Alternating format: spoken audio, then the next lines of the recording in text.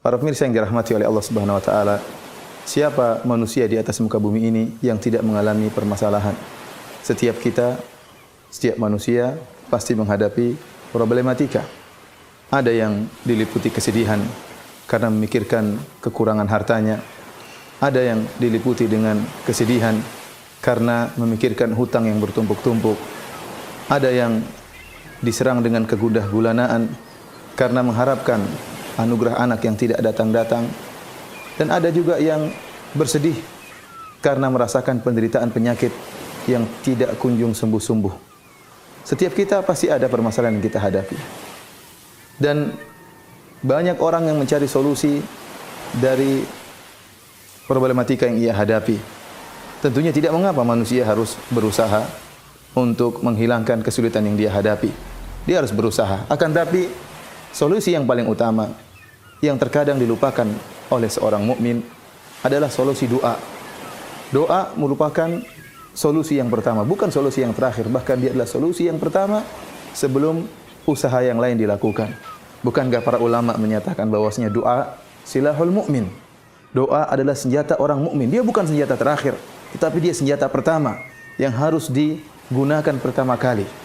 Yakin bahwasanya segala problematika, segala masalah, jika Allah berkehendak, Allah hanya mengatakan kun fayakun, maka hilang dengan sekejap mata. Bahkan solusi yang terbaik, doa yang tulus yang diucapkan seorang hamba dalam waktu beberapa menit, keluar dari hatinya yang sangat dalam, bisa menghilangkan problematika yang mungkin dia telah alami selama waktu yang panjang. Lihatlah bagaimana para anbiya, mereka berdoa kepada Allah Subhanahu wa taala. Mereka para anbiya, orang-orang yang soleh, juga diuji oleh Allah Subhanahu wa taala, juga mengalami problematika, juga mengalami kesedihan. Lihatlah Nabi Ayub alaihissalam yang pernah diuji oleh Allah Subhanahu wa taala dengan penyakit. Allah Subhanahu wa taala berfirman menyebutkan tentang kisah Nabi Ayub, wa ayyuba idz nada rabbahu anni massani yadhur wa anta arhamur rahimin. Dan ingatlah bagaimana Nabi Ayub alaihissalam tatkala dia berkata kepada Rabbnya, anni massani yadhur, ya Allah aku ditimpa dengan penderitaan, ditimpa dengan penyakit. Wa anta arhamur rahimin, dan engkau adalah zat yang paling maha pengasih lagi maha penyayang. Satu kalimat yang keluar dari Nabi Ayub alaihissalam dengan doa yang tulus dari hati yang dalam, Allah hilangkan penyakit yang dialami bertahun-tahun. Fastajabna lahu fakashafna ma bihi min dhur. Kata Allah Subhanahu wa taala, kami kabulkan permintaannya dan kami hilangkan penyakit yang dialaminya. Lihat, satu doa namun keluar dari hati yang tulus bisa menghilangkan permasalahan yang lama yang dihadapi oleh seorang muslim. Demikian juga Allah sebutkan tentang Nabi Yunus alaihissalam. Ya, wa dhannuni idz dhahaba mughadiban fa dhanna an lan naqdir alayhi fanada fi adh-dhulumati alla ilaha illa anta subhanaka inni kuntu minadh dhalimin. Nabi Yunus alaihissalam tatkala ditelan oleh ikan paus, kemudian dia tenggelam dalam 3 kegelapan. Kata Allah Subhanahu wa taala, fanada fi adh-dhulumat.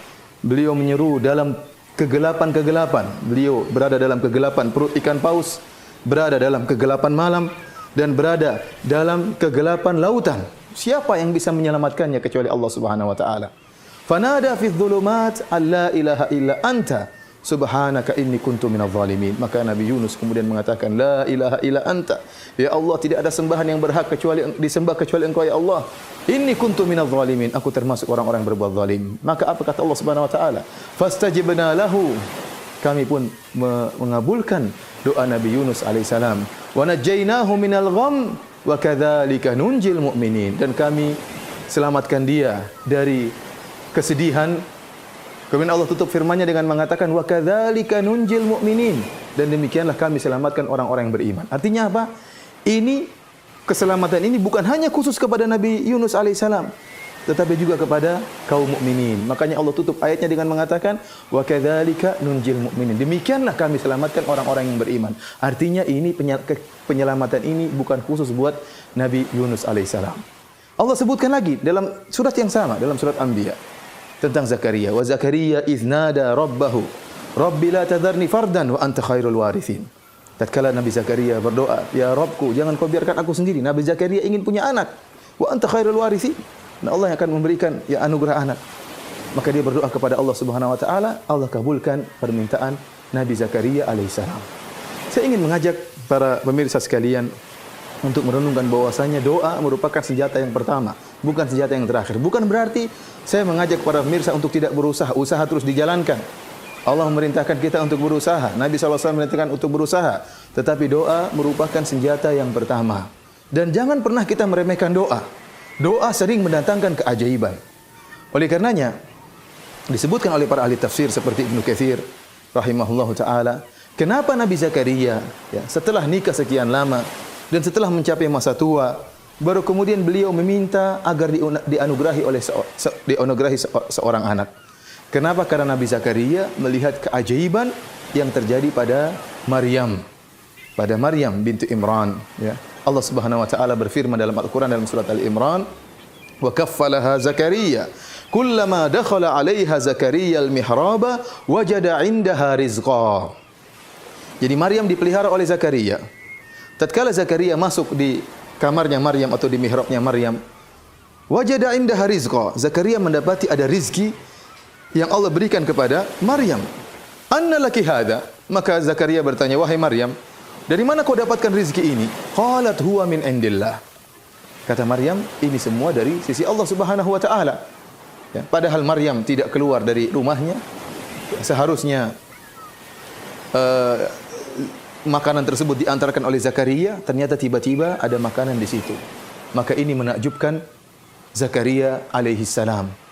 Ternyata bisa datang rizki, dan rizki yang datang pada Maryam rizki yang menakjubkan. Disebutkan para ahli tafsir, Allah memberikan dia buah-buahan yang tidak muncul kecuali di musim panas, Allah hidangkan di musim dingin. Dan sebaliknya tatkala musim panas, Allah hidangkan buah-buah yang tidak tumbuh kecuali di musim dingin.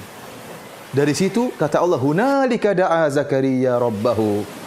Maka tatkala itu Zakaria berdoa kepada Allah Subhanahu wa taala. Dia melihat ternyata Allah bisa mendatangkan makanan atau buah-buahan yang tidak tumbuh di musim dingin saja, kecuali di musim dingin Allah munculkan di musim panas, dan sebaliknya. Tatkala dia melihat dirinya sudah tua dan istrinya dalam keadaan mandul, namun hal ini tidak menjadikan Zakaria putus asa, maka dia pun berdoa kepada Allah Subhanahu wa taala setelah melihat keajaiban tersebut. Sebagaimana Allah sebutkan doa Zakaria dalam surat Maryam, kata Allah Subhanahu wa taala, "Dzikru rahmati rabbika 'abdahu Zakaria idz nada rabbahu nidaan khafiyya.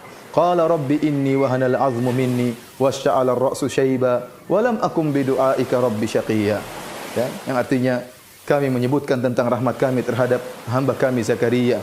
Tatkala dia menyeru Rabbnya dengan suara yang lirih, ya Allah, inni wahanal 'azmu minni washta'ala ar-ra'su shayba. Ya Allah, aku sudah sangat tua.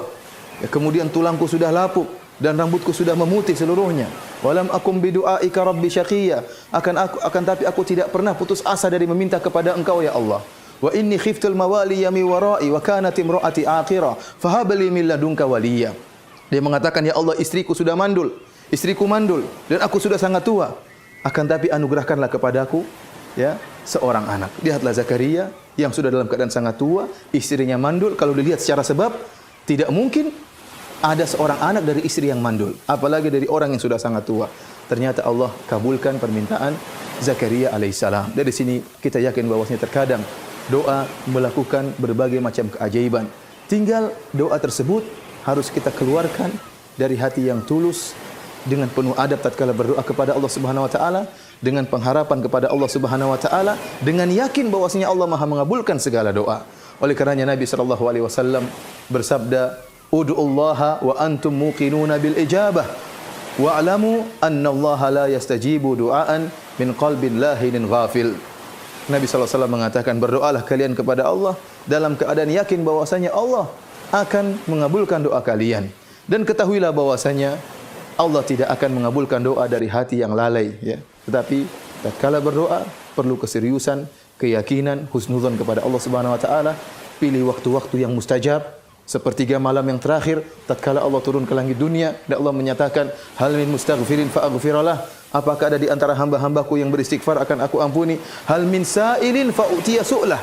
Apakah ada di antara hambaku yang meminta akan aku kabulkan permohonannya? Barang siapa yang bangun tengah malam, kemudian dibuka dengan solat malam, kemudian berdoa kepada Allah Subhanahu wa taala dengan hati yang tulus, dengan penuh pengharapan, dengan husnudzon kepada Allah Subhanahu wa taala, maka sulit untuk tidak dikabulkan oleh Allah Subhanahu wa taala.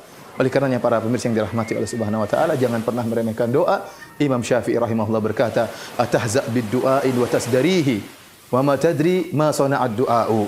Apakah janganlah engkau mengejek doa dan jangan kau meremehkan doa. Kau tidak tahu apa yang bisa dilakukan doa. Sihamul laili la tukhti walakin lahal amadu walil amadil inqidha'u. Kata Imam Syafi'i, doa itu ibarat panah-panah yang dilepaskan di tengah malam.